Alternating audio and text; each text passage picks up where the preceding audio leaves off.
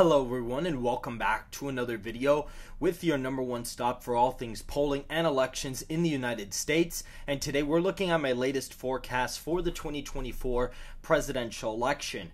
Make sure to hit the like button and to subscribe if you want more content just like this. And so with Donald Trump and Kamala Harris, we clearly see that Harris has taken a lead in the RCP aggregate. However, based off the modeling I've done for the election, Donald Trump is still the leaning favorite to win the presidential election. As you all know, Joe Biden has dropped out, and I had predicted that Donald Trump would beat Joe Biden in a landslide, and I presumed for that to be correct because I feel like if they wouldn't have lost by a landslide, they would have not dropped Joe Biden from the Democratic ticket. And on top of that, you also have the fact that his internals were pretty similar to results that I was having for the time. Now, looking at the safe Republican states, now we have the state of Utah, Idaho, Montana, Wyoming, both Dakotas, as well as all of Nebraska, except the 2nd Congressional District. We have Kansas, Oklahoma, Arkansas, Louisiana, Mississippi, Alabama, Tennessee, Kentucky, Indiana, West Virginia, Missouri in the safe column, as well as South Carolina, giving Donald Trump 122 safe electoral college votes in this video. Looking at the safe states for Harris, we have the states of Washington, which has now entered the plus 15 column for the Democrats for the first time in quite a while in any of my forecasts. The state of California at about 23 points for Harris. We also have the state of Hawaii, which is right above the 15-point margin. And I know you guys may be confused. Well, why is Hawaii going to be under 15 or even possibly under that? Or at least why is your margin right above 15 points at 16? It's because if you actually look at the election, Biden won the state by 30 points. If you look at Obama in 08, he won the state by 45, and the nationwide popular vote has not shifted 15 points to the right from 2008. It's only shifted 3 points, so you could see from 2008 all the way to 2020, we see the state trend about 13 points to the right, and so I believe that's going to continue in 2024, especially because of the Maui fires that have occurred there and Biden's poor response there. I think that's definitely going to affect the state of Hawaii. Looking at more safe Democrat states, we have the state of New York at about 16 points for Harris. It was presumed to be a little bit more competitive, but with Harris kind of gaining in the polling right now, we do see a little bit of a surge for Harris in the state of New York, and I wouldn't really consider it in play anymore for the former president. We also have Maine's 1st Congressional District now in that safe column, as well as Vermont, Massachusetts, Maryland, D.C., Rhode Island, as well as the state of Connecticut now in the safe column, which gives Harris about 137 safe electoral college votes in this video. Looking at the likely Republican states, we have the state of Alaska coming in at 12 points for Donald Trump. This is a state that he won by 10 points in the last one, and Trump won by about 15 in 2016. So the state kind of trended a few points to the left, and it has been trending to the left pretty rapidly. And so that's why, even though Donald Trump in this prediction is going to be winning by about half the point, or at least half a point in the popular vote, that is why he's still winning Alaska by under 15. I believe it's a 13-point win in the forecast. Texas would be around an 8-point victory, and Florida would be around a 9-point win for Donald Trump in this forecast. I expect Donald Trump to probably do a little bit better than Florida, than my personal prediction, at least as of right now. But that's kind of what I have as of right now. Iowa and Ohio are now back in the likely column. Iowa at about 14 points for Trump.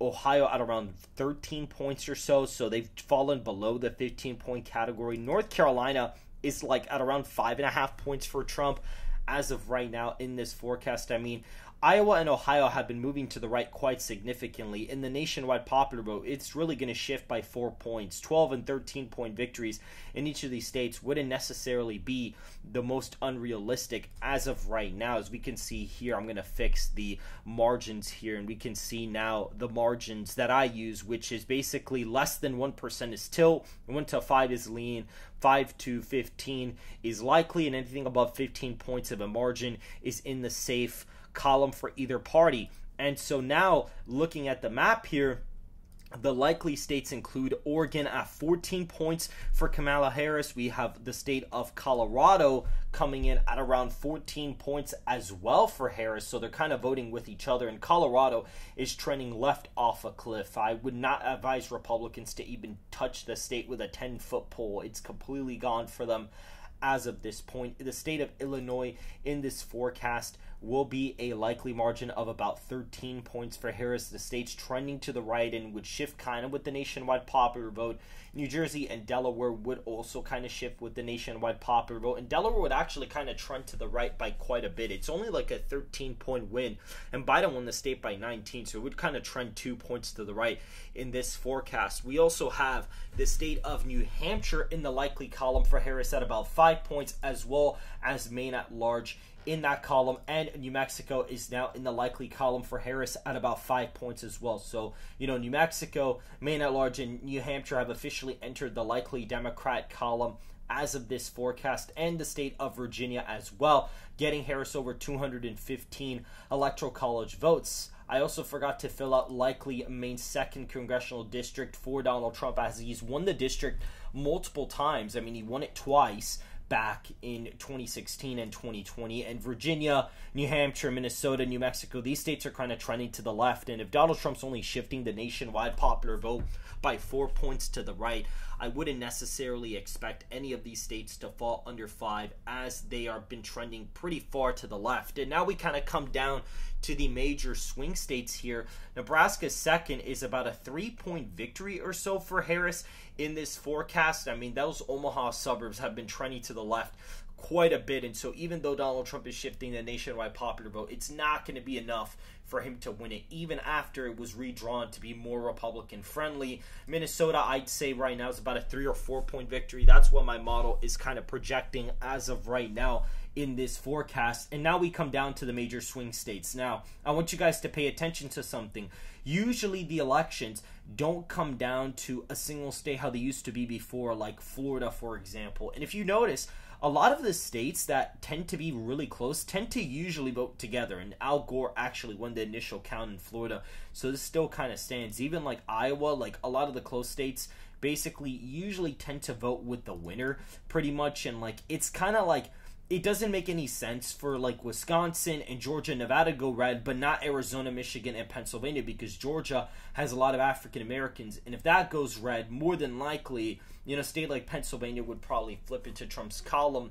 But Trump would not be doing well enough with whites nationally to be losing in Arizona but winning Wisconsin. Like, it doesn't make any sense. Like, the demographics for something like that to happen just wouldn't add up. And that's kind of what my model is showing, actually. Wisconsin is about a 3-point win for Trump. Same thing for Pennsylvania.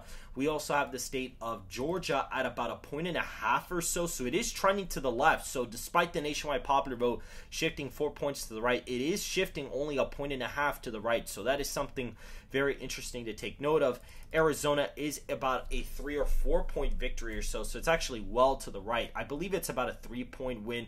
Wisconsin, Pennsylvania are about like 3 or 4 point wins. Nevada is also almost a 5-point win in this forecast, which is crazy because the state has been voting to the left, or at least has been voting Democrat since 2008, but has slowly been trending to the right in the past few decades.